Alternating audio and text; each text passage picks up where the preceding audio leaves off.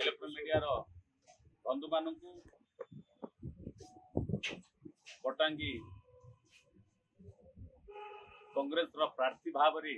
आप समस्त शुभेच्छा और अभिनंदन जोड़ा। आज सांबादिक सम्मेलन कर उद्देश्य है गोटे 25 वर्षर सरकार ओडिशा रे चली केंद्र 10 वर्षर सरकार आप देखिए पटांगी विकास जो भाव हवा कथा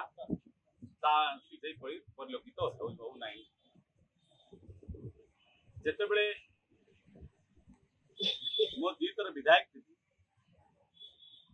आम जो उद्यम करूँ एजुकेशन शिक्षा क्षेत्र कहूँ स्वास्थ्य कथा कहूँ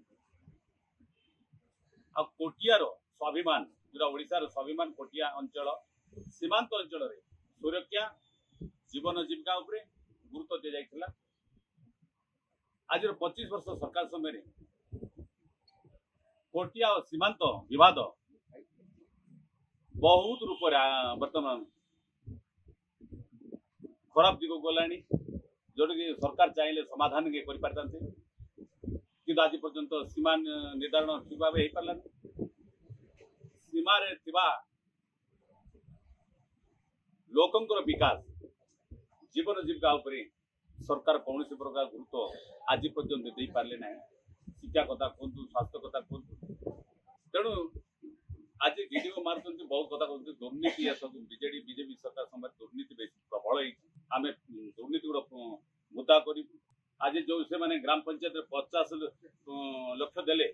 किंतु मोर लोक प्रतिनिधि सरपंच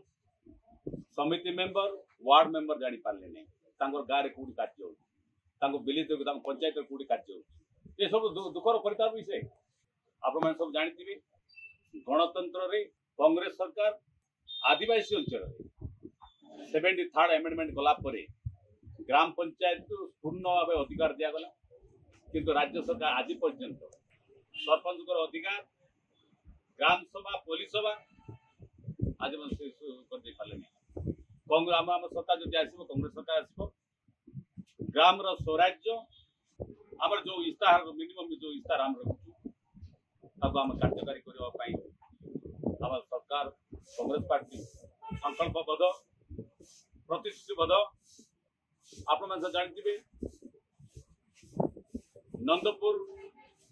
23टा ग्राम पंचायत जो कि जिला प्रशासन राज्य ब्लॉक प्रशासन लोक विकास रे भागीदार हेबारे ठीक भाव परिलक्षित हो नहीं तेणु मो विधायक आसले पाड़ुआर गोटे ब्लॉक करने उद्यम करा जिला प्रशासन राज्य प्रशासन निकट रही पारे लोक मैंने सुविधा पाइपर ध्यान देवाई चेष्टा करा बोड़ी अंचल माछकुंड जो माने विस्थापित होती आज पर्यटन से माने न्याय पाई पार संग्राम से अंचल जो मैंने 8टा 9टा पंचायत सेमती गुड़ा आप देखिए 4-5टा पंचायत होती जोटा कि आप सीतागुड़ा कहतु अंधरा कथा कहतु